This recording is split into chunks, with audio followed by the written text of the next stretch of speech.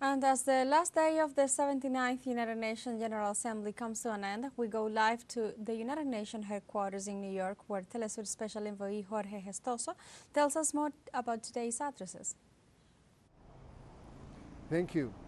The 79th General Assembly at the United Nations in this building precisely behind me has reached an end. This morning was the last session. 17 countries that were participating in this last session, and mostly Nicaragua, the third to talk, was putting emphasis that the war has been used as a method from capitalism and imperialism in order to crush the other countries more vulnerable.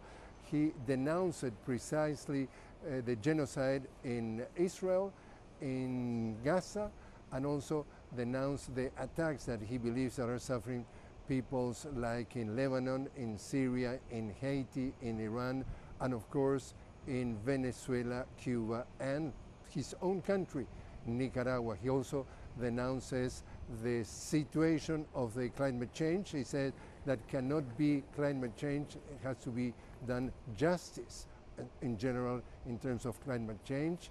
He was also bringing in emphasis in what is called the disparity of the world, and also the denouncing once more the interference of the global north in countries of our region. We're talking again Venezuela, Cuba, Nicaragua, Bolivia, and his own country, talking about Nicaragua.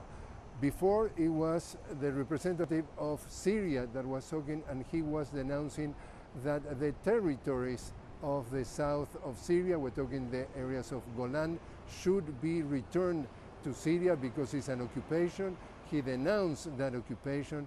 He put emphasis also the support in the countries like Venezuela, like Cuba, like precisely Nicaragua, and also the commitment of his country to support the rest of the world. Other countries were also mentioning that situation. We're talking about Burkina Faso has also surprised us with the end of his speech that he said in Spanish, "Patria o muerte venceremos," something that is a trademark in Latin America, in Latin American countries, which also means that it was also in the same frequency. The general election was mentioned in that issue, but mostly this General Assembly brought the polarization of the world.